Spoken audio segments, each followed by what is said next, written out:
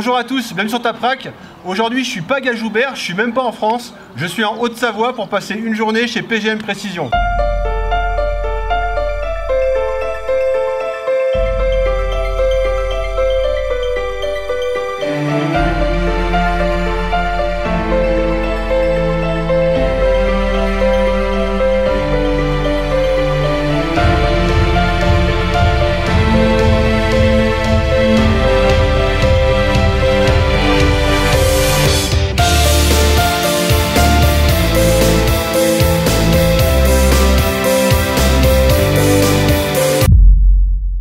Bienvenue à l'usine, bienvenue à tous chez notre partenaire TC Technique. Alors je suis content de faire cette vidéo et de vous emmener là. Pourquoi? Parce que je sais que parmi les abonnés de la chaîne, beaucoup sont contents quand on met un produit français en avant et c'est vraiment le but de cette vidéo. Je me rappelle la vidéo sur le HK, on m'avait tiré dessus à boulet rouge parce que HK remplaçait une arme française et je peux le comprendre. Et en fait, ce qu'on va découvrir ici, c'est qu'on a encore savoir-faire en France.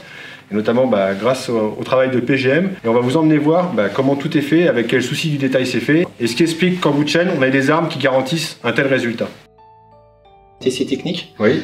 Qui fabrique les fusils PGM depuis 1995. Le savoir-faire de toute la fabrication, il est en interne, puisque PGM appartient en partie à cette boîte de mécanique de précision. D'accord. Qui est une société qui a été fondée il y a une quarantaine d'années par François Tessier. Et aujourd'hui, on a une magnifique boîte de mécanique de précision avec une cinquantaine de machines à commande numérique, que ce soit du tour bibroche, du centre d'usinage 5 axes, de l'électroérosion, de la rectification plate, de la rectification cylindrique. D'accord. Et pour bien que tout le monde comprenne, vous faites vraiment tout. On achète les canons. Donc le canon et après vous usinez le canon. Exactement. On va tout profiler l'extérieur. Le PGM, c'est un assemblage de pièces de mécanique de précision qui sont usinées avec des tolérances très fines. C'est ça qui va permettre, une fois qu'on aura assemblé toutes les pièces, qu'il n'y ait pas d'ajustement. En fait, chez PGM, il n'y a pas d'ajusteur comme on pourrait l'imaginer à l'époque de l'armurerie où chaque fusil était façonné à la main. L'arme, elle est fabriquée, on va dire, en 1000 morceaux avec différentes pièces. On les assemble et ça fonctionne. D'accord ? Et 10, 15 ans, 20 ans après, quand il faut faire un échange standard de pièces, un échange de canons, un échange de culasses, on se pose pas la question de l'interchangeabilité. Tu me racontais d'ailleurs une anecdote assez intéressante. Tu t'étais déplacé dans une unité qui avait une arme qui datait de...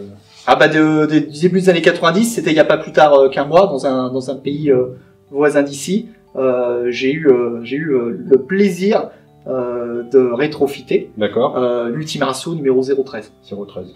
Ouais. Avec quel âge? Parce que 013 ça parle pas forcément. 1991, 1992. Ok. Donc 27, 28 ans après, on redonne une vie à cette arme en lui changeant son canon, en changeant 2-3 pièces qui ont été usées, et on se pose pas la question de si ça va marcher, puisque en fait les tolérances qui existaient il y a 27 ou 28 ans existent encore aujourd'hui.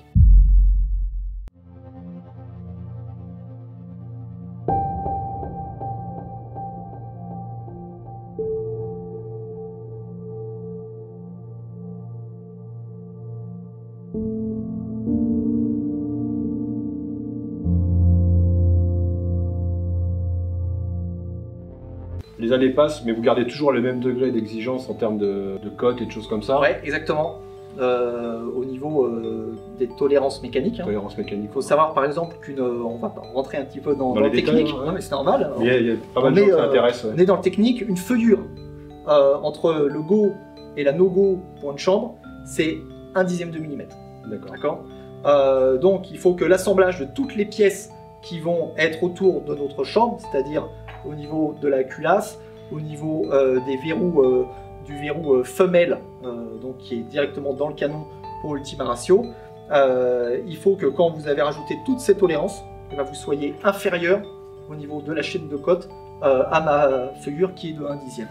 Donc si on a une tolérance de 2 ou 3 centièmes sur l'épaisseur de nos tenons, c'est pas pour rien. Ce qui nous garantit qu'un Ultima Ratio qui a été vendu en 91 pour le 013, sans poser de questions, il y a un mois, je suis arrivé chez le client avec un canon neuf, 4 coups de clé à laine, côté droit bien sûr, pour enlever le canon qu'il fallait changer. J'ai remis mon canon, j'ai serré mes 4 vis. et avec la culasse d'origine qui n'était pas usée, go no go était impeccable et la figure était respectée. Ok. Bon, je pense que maintenant vous êtes impatient d'aller voir ça, donc on va descendre sur les lieux de production et on va voir comment tout ça se passe. C'est parti. Feu.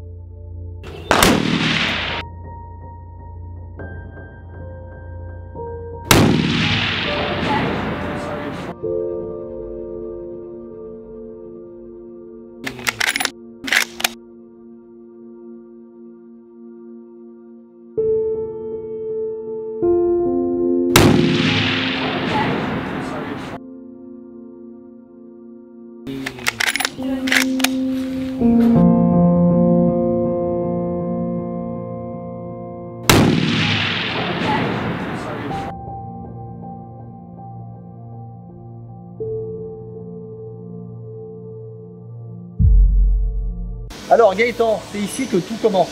Tout commence une fois qu'on a fait la conception. La matière, elle arrive par cette porte et elle ressortira à l'autre bout de l'usine en pièces terminées. Donc on se fait livrer la matière en lopin, soit des ronds pour les pièces cylindriques, soit des profils plus carrés ou rectangulaires pour les pièces de fraisage. Donc tu te fais livrer des rondins, hein, et après on les fait débiter. Ça, admettons, ça pourrait très bien être un corps de culasse de 12-7, c'est pas le cas. Hein. Et on va débiter à la longueur et après, ça, qu'est-ce que c'est? C'est ce que je te demande. On voudrait bien savoir. C'est écrit. C'est rail Picatinny. Rail Picatinny long, incliné à 20 minutes d'angle, RP 009, ça sera la référence du PGM E42. Donc on a la longueur qui fait à peu près 500 mm et on va venir usiner par strates successives, effectivement, du rail Picatinny taillé dans la masse. D'accord? Et bien sûr, dans un alliage aéronautique très performant, puisqu'on est sur un C1075. D'accord, on est où? On est dans le local d'électroérosion à fil. D'accord? L'électroérosion à fil. Ouais. Donc là, on est en train d'usiner de la matière. C'est pas une scie à ruban. D'accord. Ce petit fil de laiton, il va permettre au courant de passer du fil à la pièce. Et c'est toutes ces petites étincelles qu'il va y avoir dans le bac d'eau, d'accord, qui est un électrolyte. Ces petites étincelles vont venir grappiller la matière et c'est ça qui va découper la matière. Là, sur cette machine, on est capable d'usiner des coups de détente, des rochets, des gâchettes, des cliquets. Et c'est pour les pièces vraiment précises. Là, on a une tolérance d'un centième de millimètre. D'accord? Mais on est surtout capable d'usiner des matières qui sont extrêmement dures, voire et donc déjà trempées. D'accord.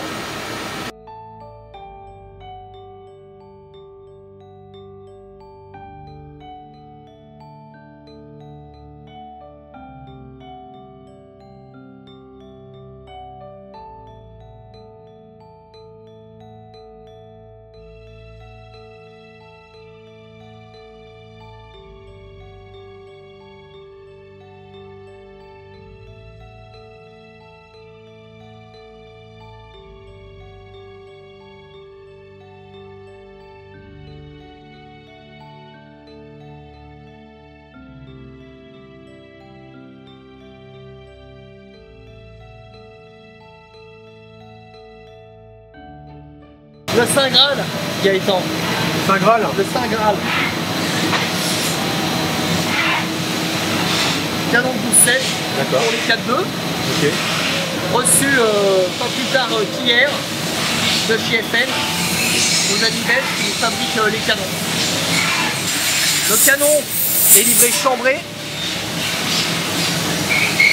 avec le chanfrein de bouche et ensuite on va profiler intégralement le canon à notre design. D'accord. À savoir que c'est le 12-7 le plus court du marché, également le plus précis avec un canon uniquement de 70 cm. Alors cette fois Gaëtan, on se retrouve dans l'atelier d'assemblage. Okay. On se rappelle tout à l'heure qu'on a vu des canons bruts qui sortaient de la caisse, on a vu au 7. D'accord. Alors là c'est un arrivage qu'on a eu, le canon tout neuf de chez FN. On a eu un arrivage il y a un mois.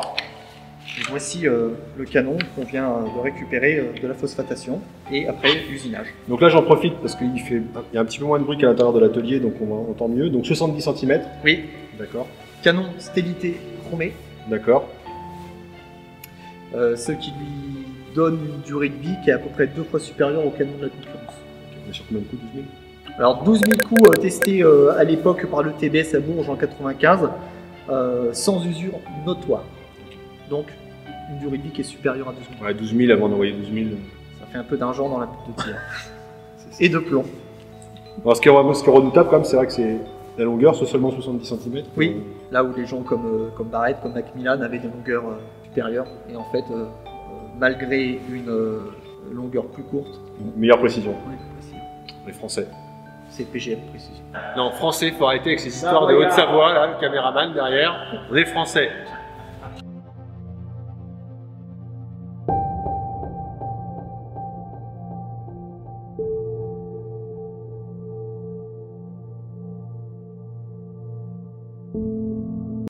Ici, on est à l'atelier de traitement de surface. D'accord. Des aluminiums.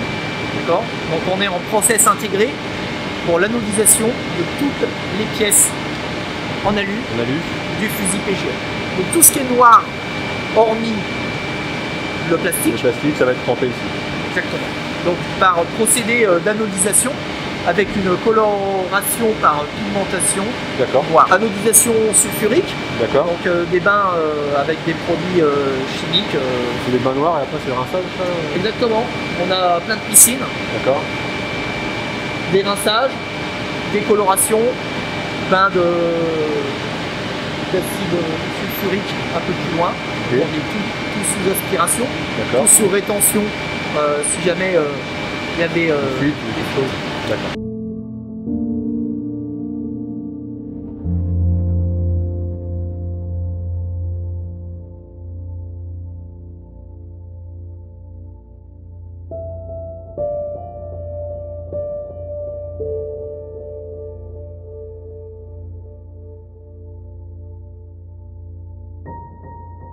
Bienvenue dans le local qualité Gaëtan, donc ici climatisé à 20 degrés. D'accord.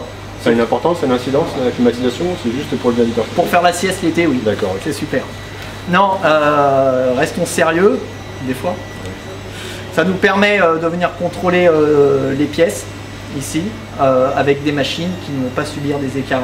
Les incidences sur la dilatation, sur le métal. Donc on ne peut pas faire des armes de précision sans avoir tout un assemblage de pièces de précision. J'entends.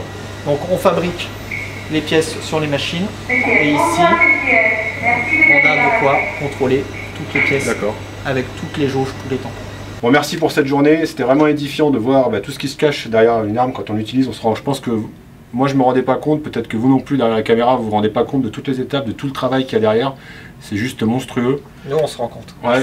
Donc on comprend mieux en fait le résultat qu'on peut avoir, on comprend mieux un peu tout ce qu'il y a autour de cette arme. Merci pour cette journée. J'espère que cette vidéo vous a plu. Je vous dis à bientôt. Merci à toi Gaëtan et n'oubliez pas, restez sûr, habile et adroit. À bientôt. Donc ça, et ben ça repart avec moi.